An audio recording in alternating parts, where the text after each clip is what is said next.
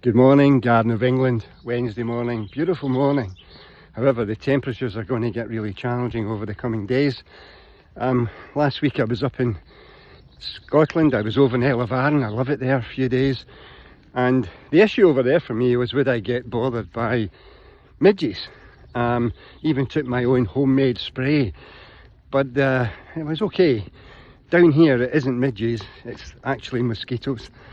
And it can be a real challenge in the house at night if one or two of them get in till you get them.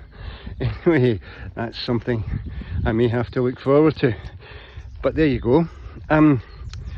So yesterday I had the kind of fun and joy of filling a bag I've bought with all the stuff I need for the camping retreat thing that we're doing in a couple of weeks' time. I'm really excited about it. What was interesting is I decided, I think I've said this before, I decided to see if I could get everything as cheap as possible rather than, say, spending stuff on more expensive equipment. Primarily because I'm unlikely to camp a lot, I would imagine, going forward.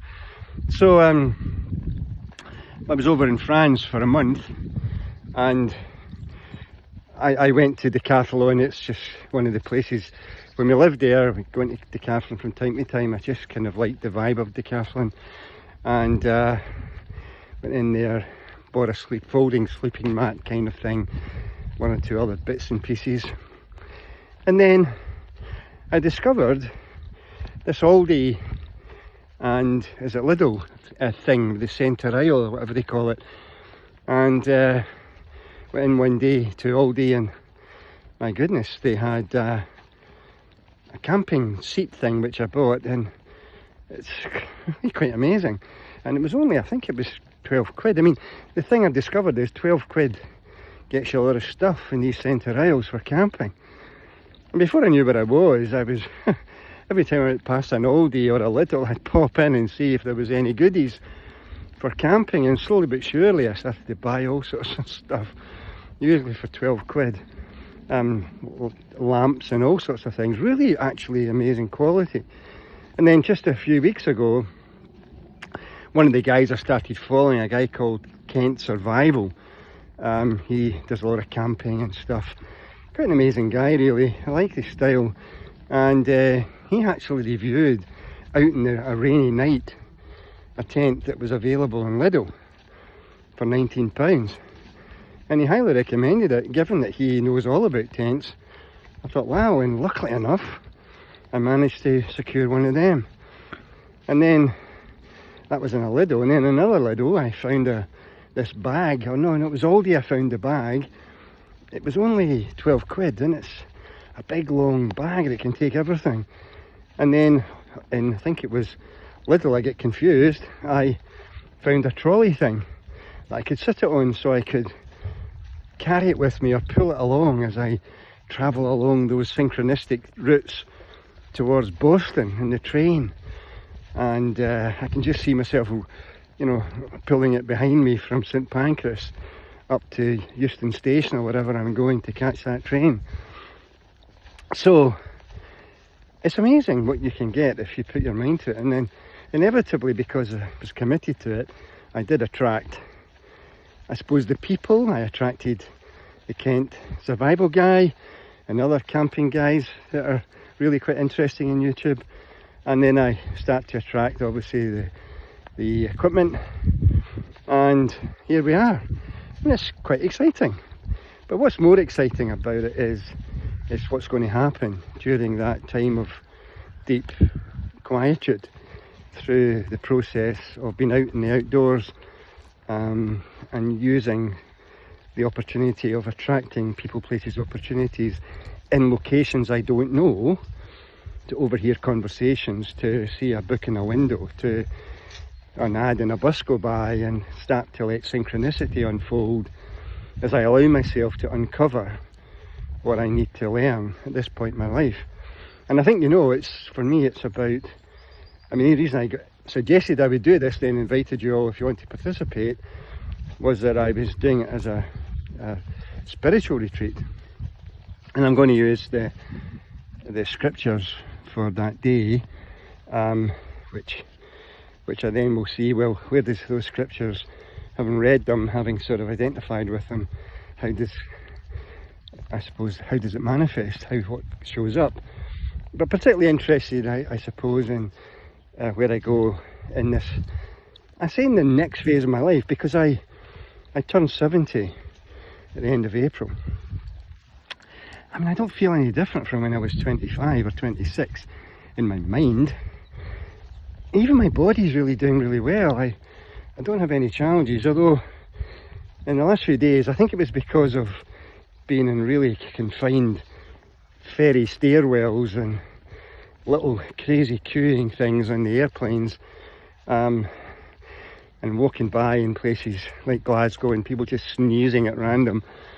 I don't know, but we both caught what we're pretty certain must be COVID. Didn't test for it, but you know, not pleasant. And I've had it for, I don't know, 4 or 5 days now, so it's been quite challenging. But other than that, I mean, I've got over it now. I'm over the hump of it. But other than that, my body is cool. And I think obviously because I'm on the low carb train, the carnivore train, sometimes I let it go when it's safe. I mean, I ate some decent sourdough bread when I was in France, but France doesn't apparently mess about with their wheat, unlike here.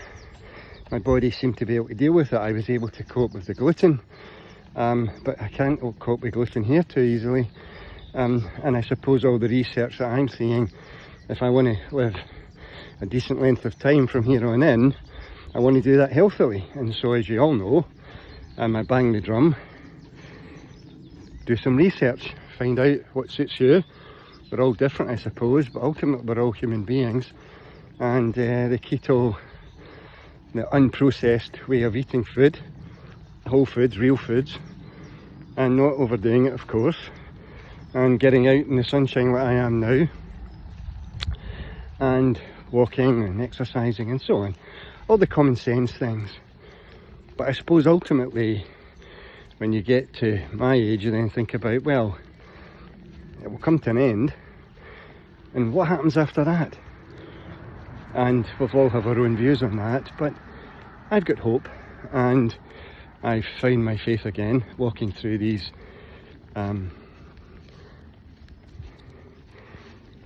orchards.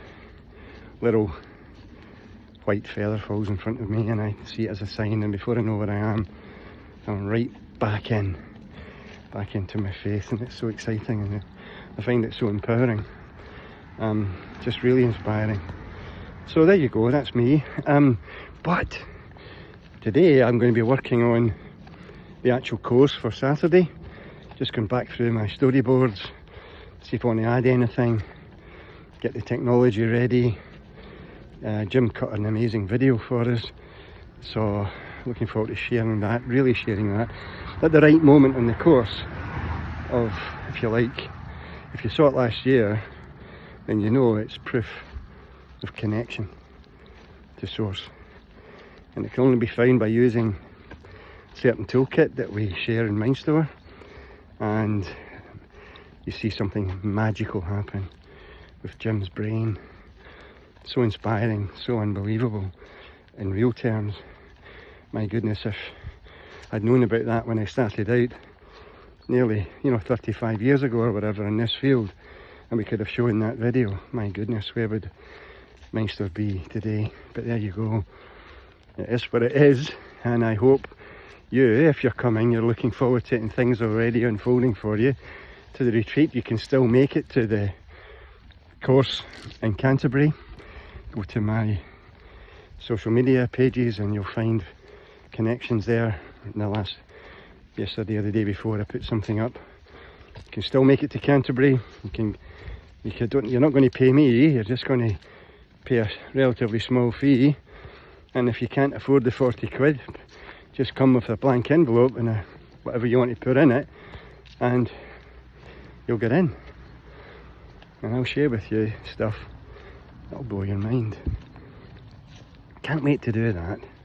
But you know what, the retreat in a few weeks time, the people who are on it, I just know the quality of the debriefings around the campfire, let's hope, balmy summer nights. Oh my goodness, can you imagine being part of that? Can you imagine what unfolds for you? Just extraordinary. What a gift. I'm so lucky. I'm so grateful to be able to live here. To be able to live by that field of wheat. Wouldn't eat it though. And those orchards, wouldn't eat any of those apples. You spray them constantly. And here are, you know, the backs of some of my neighbours' houses. Up there, the modern houses which I live in, one of those up there. So, have a fantastic day. I'm going to have an amazing day just getting ready for the course on Saturday. And I'll maybe speak to you tomorrow. Bye now, bye bye.